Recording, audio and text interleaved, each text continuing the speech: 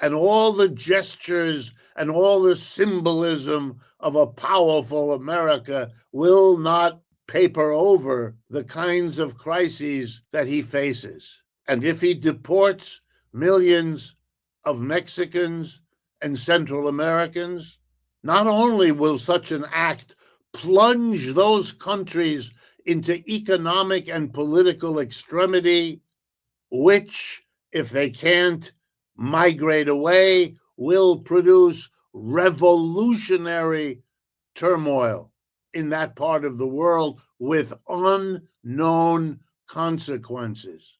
But it will also mean that the super exploited immigrant here in the United States will no longer be a source of the super profits of many corporations, especially in the fields of agriculture, in the fields of entertainment, restaurants, and in the field of construction, where these undocumented, underpaid workers are the source of enormous economic wealth being produced. Remove that, you remove the wealth. If we had a boom in rentals and in home prices, which we have had, making housing unaffordable for millions of Americans, that would get much worse if he carries through. In other words, we're seeing a government full of gestures, but also full of policy contradictions for which no clear solution is on the horizon. We are truly an empire in dire straits of trying to come to terms with what it is going through. Let me give you a couple of more, just bits of getting what decline means. Last week, something happened on the part of a country called Indonesia. I don't know if you're familiar with it. It's a remarkable country in Asia made up of 18,000 islands in the Pacific. It's a huge country. The population of Indonesia is 280 million people, makes it one of the largest countries in the world. Let me remind you, the population of the United States is 330 million. 280 isn't that far less than 330. It's an enormous thing what they did. They joined the BRICS. They joined a full partner of the BRICS. BRICS, by the way, means it's the first letters of the countries Brazil, Russia, India, China, and South Africa. A dozen years ago, they began to form an alliance of what came to be called the Global South, to be independent, relatively, from the domination of the United States.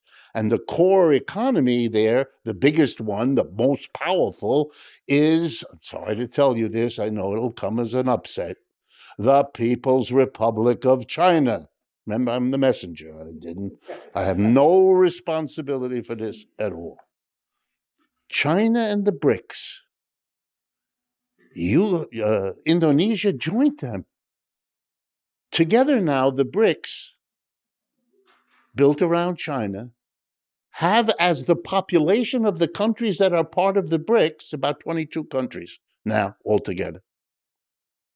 They have about 55 to 60% of the population of the world are members. What is the percentage of the world's population of the United States? 4.5%. You understand? We are 4.5%. They are 50 to 60%. In the words of, Mickey Mouse, uh-oh. Those odds are not so good, no matter how you cut it. And as a group, let me tell you how you cut it. We in economics have this little game. We ask, what is the total output in goods and services in a year of a country? Gives us a kind of rough idea of how big a country it is, how important its footprint is in the world. Okay, so if you take the BRICS, Together now, they are about 35%, maybe a bit more. Total output of the world. If you add up each of those countries' total output in a year, and you add them up, they account for 36%, more or less, of the world's output. Now let's compare that to the United States and its major allies. Those are called the G7, the group of seven. The United States, Japan, Canada, Britain, France, Italy, and Spain. And Britain, excuse me. Okay, that used to be the dominant player of the world. That used to be what world trade meant, what they did. Together they, that's all of them, now account for about 28% of the world's output. Do you understand? The BRICS is now what the United States was, but is no more. Now, if you're looking to where the wealth is, you go east, not west. If you're a poor third world country, as we used to call them, and you need money for a build railroad, or you need to find places to sell your exports, you direct your diplomats first to go to Beijing, because that's where it's at. If you can't get a good deal there, well, you might go to London or Washington. But whatever you are doing, you're going to play them against each other. You're going to say to the Americans, oh, that's the best you offer? Let's go the other place, see what they offer. You want to know why most of the railroads being built in Africa today are being built by the Chinese? There's your answer. They got a better deal.